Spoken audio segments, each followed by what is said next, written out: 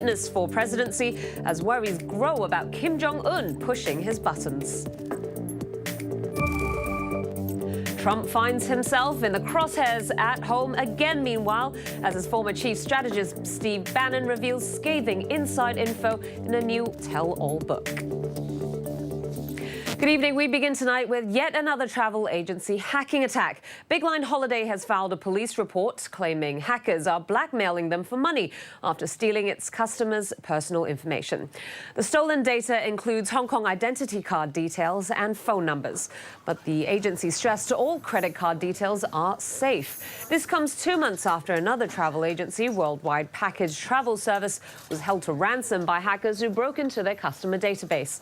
Travelers, though, don't seem to be too worried over the hacking. I signed up for a tour with Big Line Holiday a couple of days ago before this whole hacking incident. I'm not too worried about this because there's always a chance that my personal data will be leaked somewhere else. Well, it seems that woman's fears might not be without reason. Experts have said that flaws in the security systems of just about every electronic device used by consumers means hackers could steal from almost anyone. In particular, there are holes in chips from Intel Corp, Advanced Micro Devices Inc. and ARM Holdings. A bug called Meltdown, for instance, which affects Intel chips, means hackers can bypass the hardware barrier between applications run by the users and the computer's memory. That will allow them to read a computer's memory and steal passwords. Intel and ARM have insisted that the issue was not a design flaw. Users will need to update their systems, though, to fix the problem. Almost 10,000 village houses built in the new territories may be illegal, according to research released today by a local NGO. The LIBOR research community have said that around a quarter of the houses built under the so-called small house policy could involve a serious abuse of land rights. The policy was brought in 1972 and allowed indigenous male villagers to build homes on designated plots for their own use, which are subject to resale restrictions. But LIBOR member Brian Wong said many villagers might be conspiring with property developers to resell their houses for profit, and that could involve criminal offences like false representation. The problem is the conspiracy to defraud. The whole idea is that small houses are only for the indigenous villagers only. It's for them to raise the family, is a house that they can live in. It's not for them to make a profit. Well, Queen Mary Hospital has said it's about to conclude its investigation into why a senior surgeon left a liver transplant patient in the middle of surgery to perform another operation at a different hospital. The probe has reportedly found that Dr. Kelvin failed in his duty of care to the patient and currently still works part-time for the hospital's liver transplant team, while Tiffany Wong, the doctor in charge of the patient, has been appointed to another department. The surgery took place last October and the patient was stable after that. Cleaners at a Cheung Sha Wan public housing estate continue their protest for a 9th day today after talks with their former boss broke down over severance pay disputes. The workers rejected Mansion Hong Kong and Kowloon Cleaning Company's offer of $200 in compensation for each year they were employed.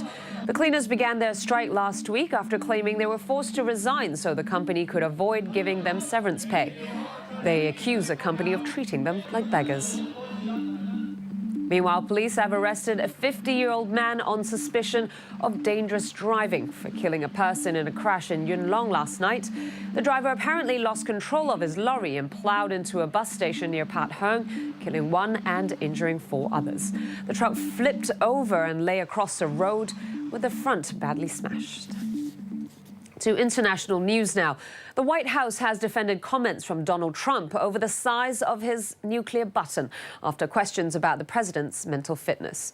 It comes after Trump responded to a warning from Kim Jong-un that he had a nuclear button on his desk by tweeting that his nuclear button was much bigger and powerful than his. That drew condemnation from many in the U.S., especially from Trump's Democratic opponents. The growing belligerence from the Trump administration comes just as tensions between North Korea and South Korea appear to be cooling as Pyongyang said yesterday it would be reopening a dormant hotline between the two countries. This is a president who leads through strength, and he's going to do that, and he's going to focus on everything that he can do in order to keep Americans safe, and he's not going to be pushed around by the leader of North Korea. Our policy with North Korea has not changed. We're fully committed to continuing to apply maximum pressure and working with all of our partners in the region, including South Korea, who we have a better relationship now than ever before. Meanwhile, Trump's problems at home only look to be growing as well. He blasted former close aide and chief strategist to his campaign, Steve Bannon, as having lost his mind over comments in a new book that could rock the administration. Bannon apparently referred to Donald Trump Jr.'s June 2016 meeting with a group of Russians as treasonous and unpatriotic, prompting a scathing retort from the president. Justin Mitchell reports.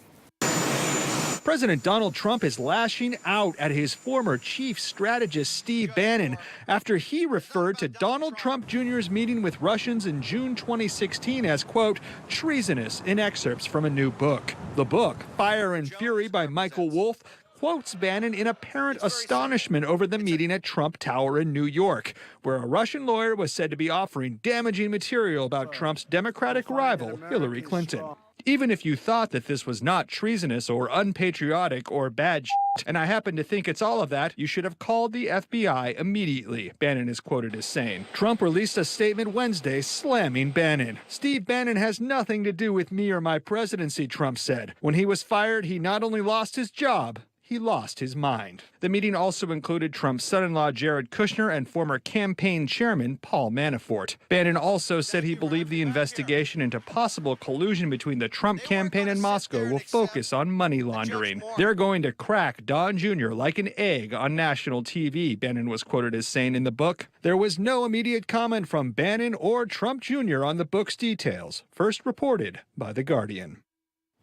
Well, while Paul Manafort might find himself in the spotlight again over that reported meeting with Russian officials, he's trying to defend himself in court. The former campaign manager for Trump is suing special counsel Robert Mueller over his investigation into alleged ties between Russia and the Trump campaign. Mueller is accused by Manafort of exceeding his legal authority and needs to be reined in. A civil lawsuit filed in a district court asked to have charges of money laundering against Manafort dismissed. All right, coming up next, the latest from the world of business.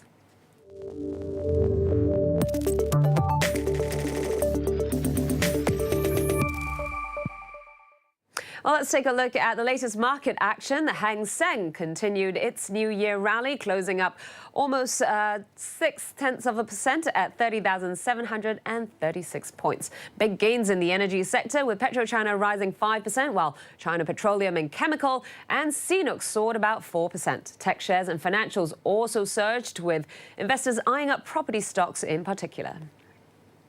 Meanwhile, data out today is giving Hong Kong business a glowing outlook for the year. The Nikkei Purchasing Managers Index shows business conditions in the private sector improved for a fourth straight month in December.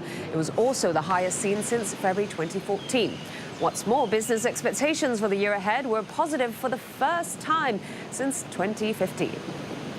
Well, Japan's markets opened for the first time this year, today to much fanfare. A ceremony at the Tokyo Stock Exchange was held to commemorate the first business day of 2018. It comes on the same day more economic data was released, showing that Japan is in increasingly good shape.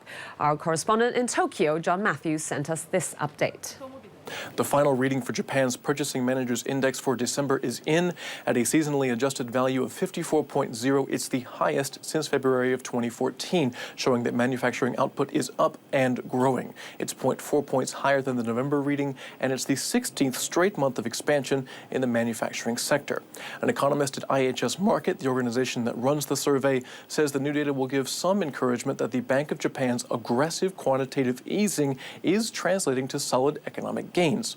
Equities are enjoying a very black New Year's as well. The Nikkei 225 benchmark blasted past the 23,000 mark this morning, gaining 2.5% in the first session of the year. Sentiment is strong on equities markets, but one big question for traders this year is if and when the Bank of Japan will taper off asset purchases. At least one board member is urging debate on policy change given Japan's stronger economic footing. Spotify has reportedly filed a confidential application for an IPO in the U.S. as early as the next 6 months. An offering would allow some long-time investors to cash out of a business that was valued as much as $19 billion last year. According to media reports, it's seeking a direct listing, which means the usual step of having an initial public offering is underwritten by a bank or broker. Spotify is also currently being sued for $1.6 billion by Wix Music Publishing for allegedly using thousands of songs without a license. Meanwhile, further good signs for China's economy. Activity in the services sector grew at its fastest rate for more than 3 years last month. That's according to a private survey which broadly echoes official data and reinforces the view that any slowdown in the Chinese economy will be more gradual than many feared. China's leaders are counting on growth in services and consumption to rebalance economic expansion from its heavy reliance on investment and exports. British Trade Minister Liam Fox said the UK will continue to welcome foreign investments after the US rejected a high-profile Chinese acquisition of an American company. Speaking in Beijing in a visit to China as part of long-running economic talks between the two countries, Fox emphasized the importance of their relationship. Trade with China has taken on even greater significance to Britain as it looks to reorient its economy after leaving the European Union next year. London is hoping that will include a new free trade pact. We're looking to see, again, where we've got overlaps. We've got some sectors of services where we're selling very heavily into China at the present time, not least in education technology. So we want to just have this conversation about where we see the greatest mutual benefit being.